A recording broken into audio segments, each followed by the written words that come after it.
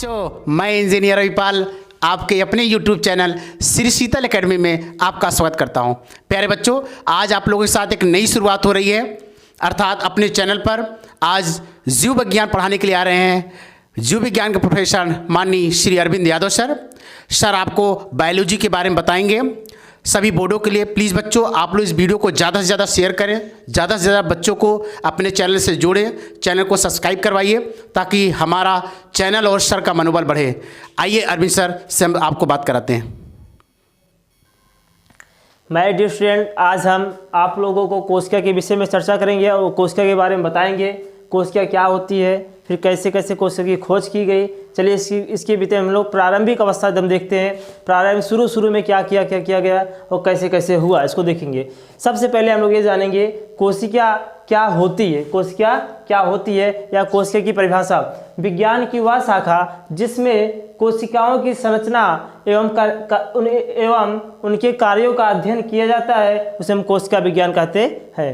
जैसे कि आपको मतलब कि आपके शरीर में क्या होता है कि इसका अनेक मतलब कि बहुकोशिकीय, मनुष्य क्या होता है बहुकोशिकीय होता है। जैसे एक कोशिकीय जीव क्या कह लेंगे, अमीबा, पैरामीशियम, इग्लूइना कहलाते हैं। सेम उसी प्रकार मनुष्य में भी क्या होते हैं बहुकोशिकीय होते हैं। इसमें क्या होता है कि अनेक मतलब बहुत सी कोशिकाएं कहलाती है। जैसे आपको बता दें, इतनी उंगली को काट के हटा दिया जाए, इसमें हमारे शरीर से 5,000 कोशिकाओं क्या हो जाएंगी, हट जाएंगी। लेकिन सेम इसी प्रकार हम लोग पहले चर्चा करेंगे कोशिका शुरू में क्या हुआ, कैसे कैसे हुआ।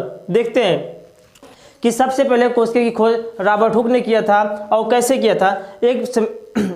कैसे किया था इसको पहले समझते हैं सब लोग। पहले देखिए, एक कहानी के नुमा हम आपको बताएंगे, इसमें थोड़ा समझने का प्रयास करिएगा कि सबसे पहले क्या हुआ कि सभी वैज्ञानिकों ने क्या किए, अपने एक संगठन है, जैसे इसरो आपका संगठन है और नासा होता है, ऐसे ऐसे संगठन में बैठे थे। सब लोग आपस में चर्चा कर रहे थे कि कोशिका के विषय में थोड़ा अध्ययन किया जाए। तब उसमें से क्या हुए, एक नए वैज्ञानिक जिसको बोलते हैं रॉबर्ट हुक। क्या होते रॉबर्ट हुक? तो उन्होंने क्या किया कि कहा कि चलिए ठीक है, कोशिका के विषय में हम अध्ययन करते हैं। और कैसे करते हैं देखिएगा सब लोग कि उन्होंने क्या किया कि कोशिका को सबसे पहले एक बगीचे में गए। वहाँ बगीचे में क्या थी कि बांस का पेड़ अर्थात बांस की छाल, जिसको क्या कहते हैं बच्चे, बांस की पेड़ जो बांस की छाल होती है, जिसको कार की लकड़ी कहा जाता है। क्या कहता है? कार की लकड़ी कहा जाता है। और इस कार की लकड़ी में क्या हुआ कि इन्होंने सर्वप्रथम देखा 4 दीवारी नुमा आकृति, 4 दीवारी नुमा आकृति देखा।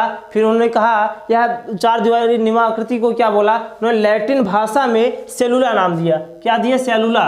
उन्होंने सबसे पहले क्या किया, लैटिन भाषा में उसका नाम सेलुला दे दिया और 4 दीवारी नुमा आकृति को दिया। और उसके बाद फिर क्या हुआ, बेचारे बड़े प्रसन्न हो गए। प्रसन्न होने के बाद उन्होंने क्या किया, जैसे ही वैज्ञानिकों के बीच में गए, फिर उन्होंने क्या किया कि उससे कुछ वैज्ञानिक कहे भैया आप बड़े प्रसन्न है, क्या बात है? उन्होंने बताया कि बात यह है, आज हमने एक नई चीज़ खोज की। कहें क्या? कि आज हमने एक निर्जीव कोशिका, एक कोशिका की खोज की। कहें कोशिका कैसी थी? कहें हमने ऐसी कोशिका देखा है जिसमें 4 दीवारी नुमा आकृति है और उसको क्या कहते हैं, लैटिन भाषा में सेलुला कहते हैं। लेकिन इसी बीच में क्या हुआ कि एक वैज्ञानिक थे जिनका नाम था गैलीलियो। क्या नाम था? गैलीलियो ने कहा कि आप तो मान लो ऐसे देख लिए थे, नॉर्मल एक नंगी आंखों से देखे थे, स्वच्छ आंखों से देखे थे, लेकिन हम आपको एक माइक्रोस्कोप या सूक्ष्मदर्शी यंत्र दे रहे हैं जिसके माध्यम से अगर आप देखेंगे उससे भी एडवांस चीज़ें आपको देखने को मिलेगा। देखिए, सबसे पहले जो पहले स्टेप की बात की गई थी, उन्होंने 4 दीवारी नुमा आकृति को देखा और तब हमारे पास क्या था, माइक्रो सूक्ष्मदर्शी यंत्र नहीं था। जब हमारे पास क्या हुआ, माइक्रो सूक्ष्मदर्शी यंत्र आया,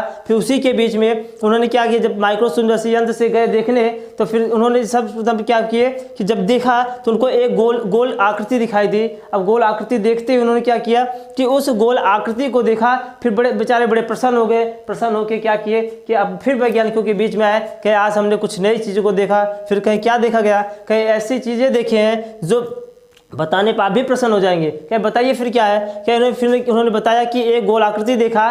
फिर जो इसके पहले हम 4 दीवारी नुमा आकृति देखे थे, आप लोग कह रहे थे आप इससे और चीज़ें मतलब कि और एडवांस चीज़ें देखिए हमारे माइक्रो सूक्ष्मदर्शी यंत्र से। फिर हमको इससे ये दिखाई दिया एक गोल आकृति। फिर बेचारे बड़े प्रसन्न हुए। फिर कुछ वैज्ञानिकों ने कहा ऐसे प्रसन्न नहीं होना है, अभी आपको आगे और कुछ भी देखना है। फिर गए, फिर दूसरे मतलब सेकेंड स्टेप जब उसी दिन गए, फिर क्या किए कि उन्होंने एक गोले के अंदर फिर एक गोला देखा। जब एक गोले के अंदर फिर एक गोला देखा, फिर वो बेचारे क्या हो गए, बड़े ही खुश हो गए कि आज हमने एक नई चीज़ की खोज की है। फिर नई चीज़ खोज करते करते उन्होंने क्या किया कि फिर उस वैज्ञानिकों के बीच गए। वैज्ञानिकों ने कहा कि ऐसे माने नहीं होगा, पहले भी और आप और प्रयास करिए और खोज करिए, तब तो हम मानेंगे। फिर उन्होंने क्या दिखा, इस तरह की एक आकृति देखी टेढ़ी मेढ़ी। फिर उसके बाद फिर क्या देखा, इसे मतलब कि एक फिलामेंट की तरह एक इस तरह की आकृति देखी, डिब्बे की तरह जैसे आकृति देखी। आकृति देखने के बाद फिर उन्होंने क्या किया कि बड़े ही प्रसन्न हो रहे थे।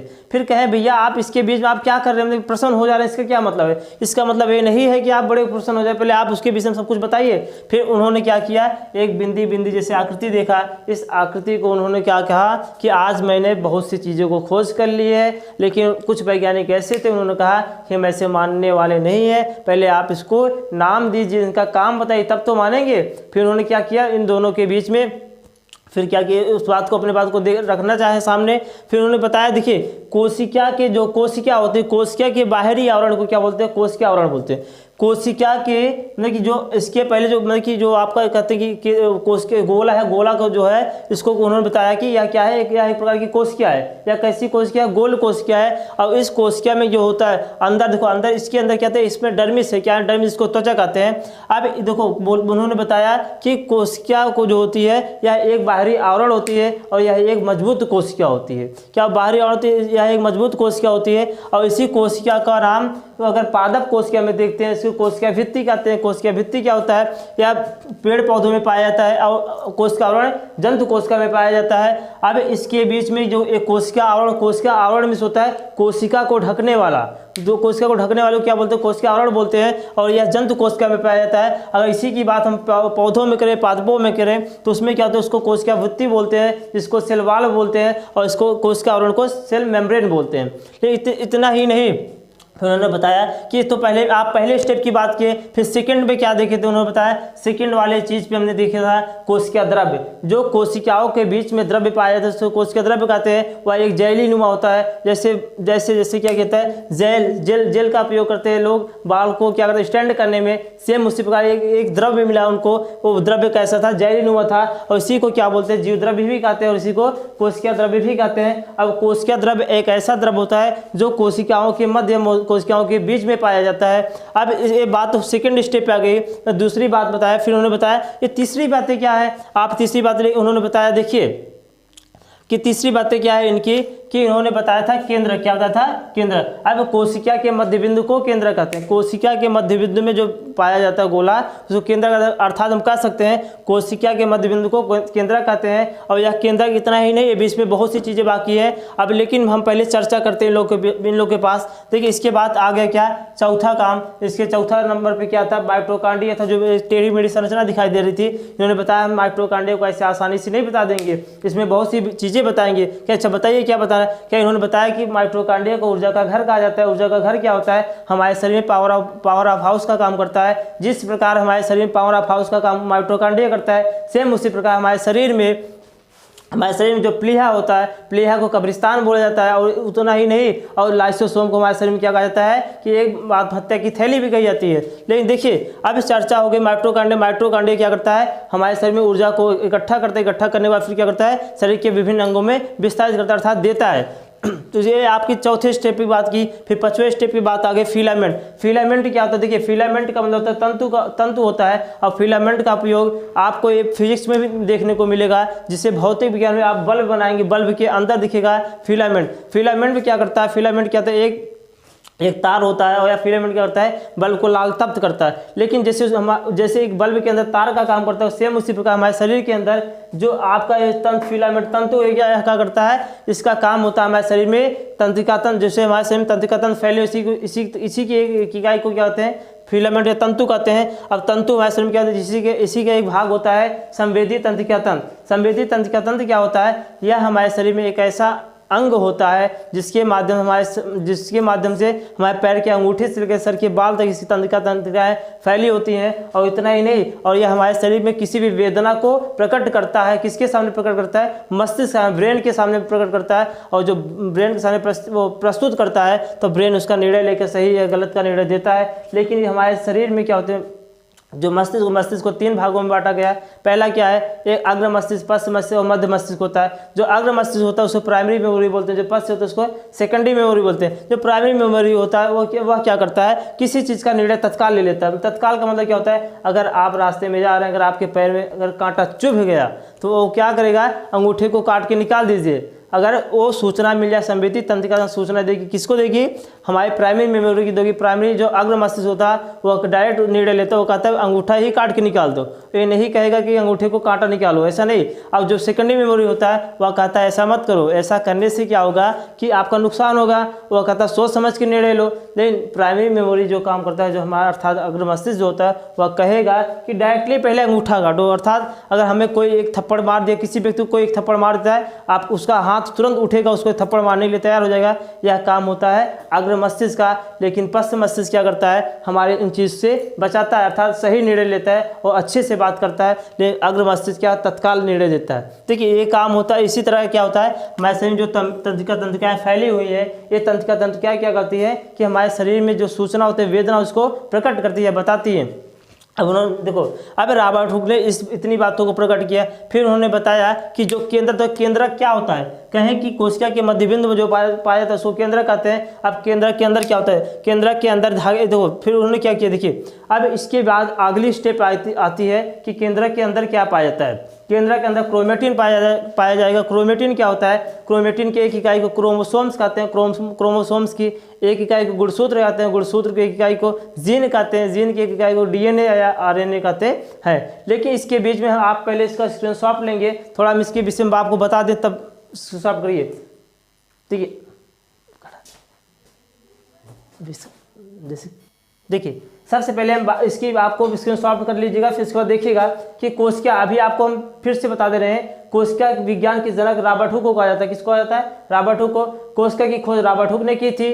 निर्जीव कोशिका की खोज किसने की थी? रॉबर्ट हुक ने की थी। अगर आपसे कोई पूछेगा कि लैटिन भाषा के सेलुलर नाम किसने दिया था, आपको रॉबर्ट हुक बताना है, क्योंकि चार दीवारी नुमाकृति जो थी वह लैटिन भाषा की थी और उसका नाम दिया गया था सेलुलर। और किसने दिया था? रॉबर्ट हुक ने दिया था। उसी प्रकार सजीव कोशिका की खोज किसने की थी?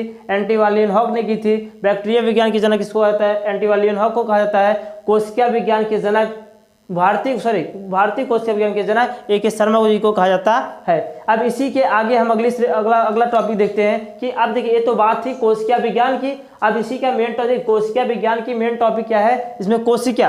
अब कोशिका क्या कहते हैं?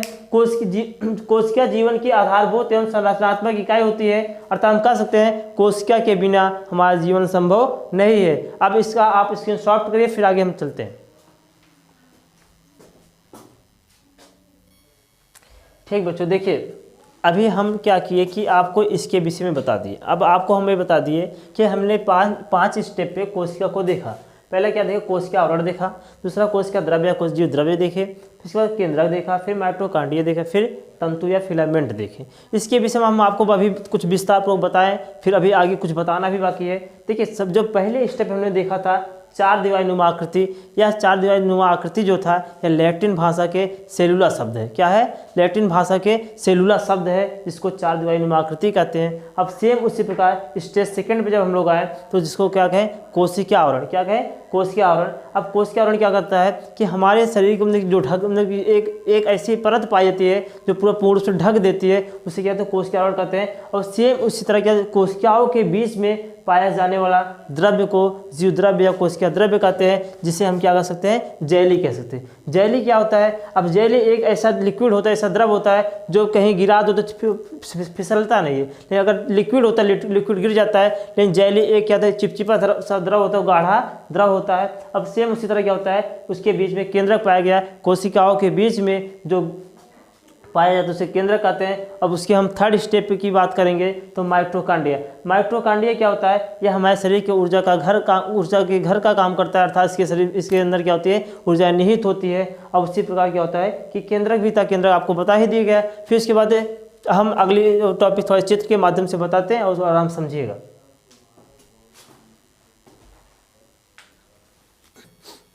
देखिए बच्चों, अभी इसके पहले हमने क्या किया था? केंद्र तक की बातें की थी। ठीक है, अब देखिए इसके बाद हम आगे क्या करते हैं। देखो केंद्र की खोज रॉबर्ट ब्राउन ने की थी।